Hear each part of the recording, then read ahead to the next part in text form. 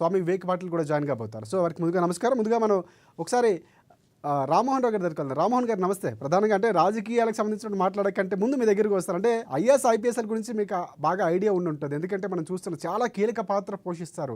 So వారికి చేసినటువంటి comments గతంలో కూడా ఏ పార్టీ ఉంటే ఆ పార్టీకి అనుకూలంగా ఉంటారన్నటువంటి విమర్శలు ప్రతి రాజకీయ పార్టీ చేస్తూ ఉంటది. కానీ ఇక్కడ కీలకంగా మారినటువంటి అంశాలు ఏవైతే ఉన్నాయో సో ఆయన చేసినటువంటి వ్యాఖ్యలు సో ఒక తప్పు అంటే 3 తప్పులు చేద్దాం అంటున్నారనను, లేకపోతే ఏసీ గదుల్లో అలవాటు పడిపోయారు, ప్రజలకి సేవ చేయాలన్నటువంటి దృక్పథం రావాలి అనేటువంటి మార్పు రావాలనేటువంటి అంశాలు ఆయన వ్యక్తం చేశారు. సో దీన్ని ఏ విధంగా చూడొచ్చు అంటారు రేవంత్ రెడ్డి గారి వ్యాఖ్యల్ని? రాజశేఖర్ గారు, మీకు అట్లాగే వెంకటరెడ్డి గారికి అమ్మాని ప్రేక్షకులు నమస్కారం. 2 వేరు సందర్భాలలో 2 కాదు 3 అనుకోవచ్చు.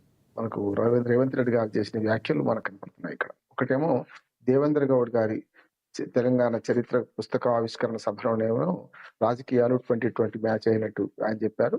రెండోది నిన్ననే మన గోపాలకృష్ణ గారి IAS senior officer, retired officer, ఆయన రాసిన పుస్తకావిష్కరణ సభలో ఈ మాట మాట్లాడారు ఐఏఎస్ల గురించి. ఈ 2 వేరు సందర్భాలు. కానీ నిజమే చెప్పిండు. కానీ నిజం ఆయనకు కూడా వర్తిస్తది. ఉల్లిగడ్డ సామెతలాగా. అయ్యగారు ఉల్లిగడ్డ సామెత లాగా ఎదుటి వాళ్ళు చెప్పే బదులు తమకు కూడా నీతులు ఉన్నాయి కదా.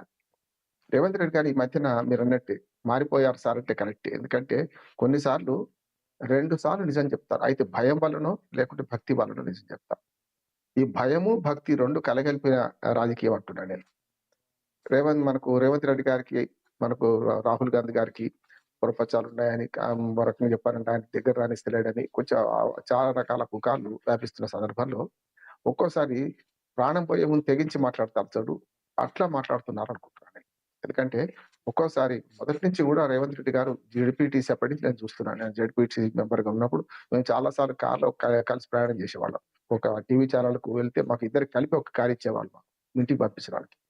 అట్లా అప్పటి నుంచి చూస్తున్న సందర్భంలో ఎదిగిండు. రేవంత్ రెడ్డి గారి గురించి చెప్పాలంటే స్పష్టంగా పాజిటివ్‌గా చెప్పాలంటే ఒక జెడ్పీటీసీ స్థాయి నుంచి వాళ్ళ ముఖ్యమంత్రి స్థాయికి ఎదగడానికి ఆయన భాష ఒక కారణం. ఆయన సంచలన విషయాలు బయటపెట్టడం కారణం. స్పష్టంగా దేనికైనా సరే ఏ పార్టీలో ఉన్నా. కానీ సంచలన విషయాలు బయటపెట్టే క్రమంలో ఒకసారి పక్కదారి పెట్టే క్రమంలో ఉంటది. ఒక్కోసారి కేసులు ఎదుర్కొనే సమస్య ఉంటది. అందుకని ఓటుకు నోటు కేసు కూడా ఆయన ఎదుర్కొన్నాడు. ఇది జరిగిన చరిత్ర. ఇక అసలు విషయానికి మీరు చెప్పిన విషయానికొస్తా. ఎందుకు మారిపోయారంటే ఈ మధ్యన తన నోరు గురించి కంపు కొడుతుందని, తన నోరు ఏదైతే మాట్లాడుతుందని ఒక విమర్శ ఎదుర్కొంటున్నాడు. ఆ విషయంలో ఒక మంచి వేదిక దొరికింది ఆయనకు అనుకోకుండానే.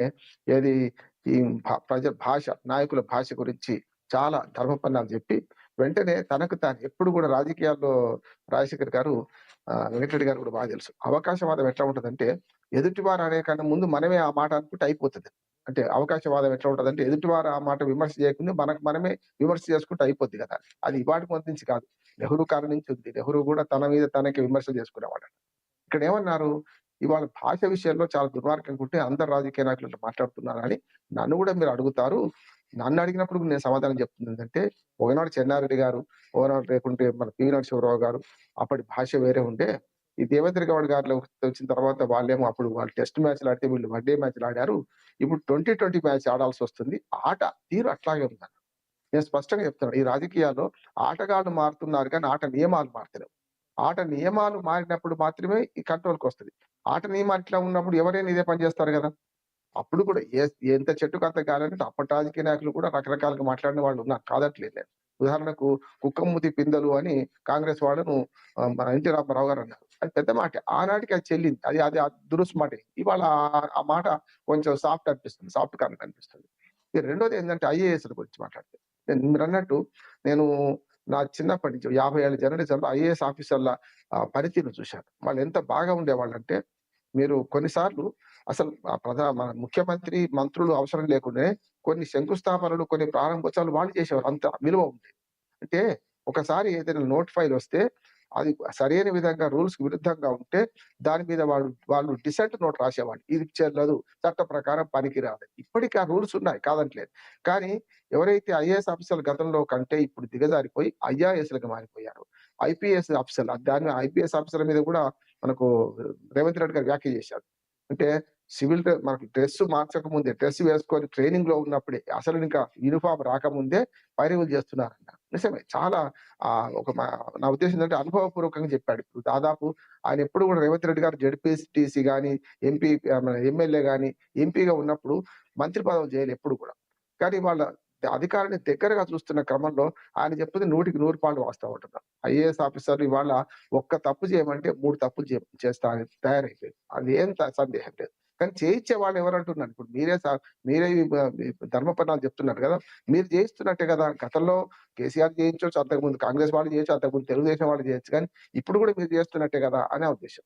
కానీ ఏమవుద్దంటే నిజంగానే ఆయన అన్న మాటలో ఒక మాట ఏందంటే, రాజకీయ నాయకులకు లంచం ఎక్కడ దొరుకుతుంది? ఏ రకంగా తీసుకోవచ్చని నేర్పేది అధికారులే. అధికారులు 35 ఏళ్ళు ఉంటారు గనక వాళ్ళేం చేస్తారంటే వేలు ఎక్కడ వంకర పెడితే డబ్బులొస్తాయి. ఎక్కడ వేలు వంకర పెడితే ఎక్కడ మనకు వెన్న వస్తుంది అనే మాటను చెప్పేది వాళ్ళే. నేను ఒక అనుభవపూర్వకంగా చెప్తాను. అంటే ఆ పేరు చెప్పను నేను గాని. నేను సర్పంచ్‌గా ఉన్నప్పుడు ఒక అధికారి నాకు ఈఓ పంచాయతీగా అధికారి వచ్చిండు. ఆయన ఒక 6 నెలలు చూసిండు నా పనితీరు. సార్ ఇట్లయితే లాభం లేదు సార్ మీరు బాగుపడరు, నేను బాగుపడను. నేను బాగుపడేందా నేను సర్పంచ్‌నని ఈ ఊరికే అన్నాడు. పెద్ద ఊరు మాది. మేజర్ పంచాయతీ. అంటే ఆయనేమన్నాడంటే, "లాభం లేదు సార్. మీరొక్క సంవత్సరం కళ్ళు మూసుకోండి. మీకు ఈ మాట నేను స్వయంగా నేను అనుభవించి చెప్తున్నా. మీరు కూకట్పల్లిలో ఒక ప్లాట్ కొనిస్తా. Plot PLOT. ఒకవేళ 3 సంవత్సరాలు నేనుంటాను సార్ మీకు ఈవోగా. 3 సంవత్సరాలు గనుక మీరు కళ్ళు మూసుకుంటే మీకు కూకట్పల్లిలో బ్రహ్మాండంగా ఇల్లు కట్టిస్తున్నారన్నాడు. బానే ఉంది. రేపటి నుంచి నువ్వు సెలవెట్టి పోతావా? లేకపోతే నా దగ్గర ఉంటావా? నా దగ్గర పని చేయాలంటే ఇది నడవదు. ఎందుకు నడవదంటే నేను ఊళ్ళో ఉండేవాడిని. నేను జీవితాంతం ఈ ఊళ్ళో ఉంటా. నువ్వు 3 ఏళ్ళకి ఎళ్ళిపోతావు. నీకు నాకు తేడా ఉంది. కనుక సమస్య లేదు. నువ్వు వెళ్ళిపోతావా? ఉంటావా? అంటే సార్ మీరు చెప్పినట్టు వింటే నా నోట్లో మన్ను పోయకండి అన్నాడు. నేనన్నా సమస్య కాదు. నీ ఇష్టం ఉంటే ఉండు లేకపోతే అంటే నేనేమంటున్నానంటే అది సర్పంచ్ స్థాయి నుంచి అవినీతి నేర్పేది ఖచ్చితంగా. సర్పంచులు ఇప్పుడు ఎవరున్నారు? ఎస్సీ, ఎస్టీ, బీసీ, మైనారిటీలు వాళ్ళున్నారు. వాళ్ళకు ఏం చేస్తే ఏమొస్తదో తెలవదు.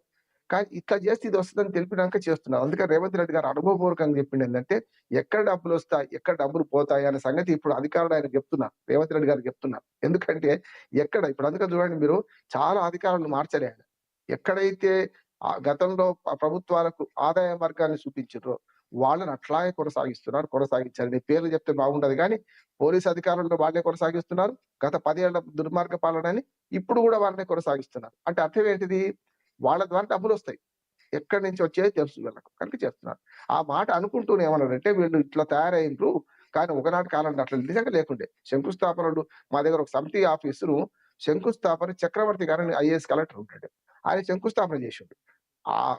శంకుస్థాపన చెన్నారెడ్డి గారు చేసిండ్రు. కానీ ప్రారంభోత్సవం ఎవరు చేసిందంటే విచిత్రపోతారు మీరు. శంకుస్థాపన ఏమో ముఖ్యమంత్రి చెన్నారెడ్డి గారు చేస్తే అప్పుడు సమితి ఆఫీసులుండే. చక్రవర్తి గారని జిల్లా కలెక్టర్ ఉమ్మడి మెదక్ జిల్లా కలెక్టర్ ఇప్పటికి శిలాఫలకం ఉంది మా బ్లాక్ ఆఫీస్‌కి. ఆయన ప్రారంభోత్సవం చేసిండు. అంటే అంత హుందాగా ఉంటురు ఐఏఎస్ ఆఫీసర్‌లు. ఎప్పుడు కూడా ఒక తప్పు జరిగితే ఈ తప్పు జరుగుతుంది. దీన్ని మేము బాధ్యత వహించము అని డిసెంట్ నోట్ రాసేవాడు. రాసిన తర్వాత రైట్. ముఖ్యమంత్రి రామ్మోహన్ గారు తప్పనిసరి రామ్మోహన్ రావు చేసిన గారు అంటే సందర్భాలు. రేవంత్ రెడ్డి గారి వ్యాఖ్యలనేవి ఇప్పుడున్నటువంటి మారిన పరిస్థితులకి సబబే అంటారు కదా! అంటే చేసినటువంటి వ్యాఖ్యల్లో నిజం లేదంటారా? సబబే. కానీ ఏమైతుందంటే తను కూడా అదే పాటిస్తున్నాడు. ఈ ఆటలో తను కూడా భాగమయ్యిండు కదా! నా కానీ ఆవేదన చెప్తున్నారు ఏంటంటే రేవంత్ రెడ్డి గారు చెప్పేది మారాల్సినటువంటి సిట్యుయేషన్స్ వచ్చాయని అందుకని చెప్తున్నారు. యెస్. మళ్ళీ మీ దగ్గరికి ఈ వస్తాను. మనతో 2వ పాటు పార్ట్ తర్వాత మాట్లాడదాం.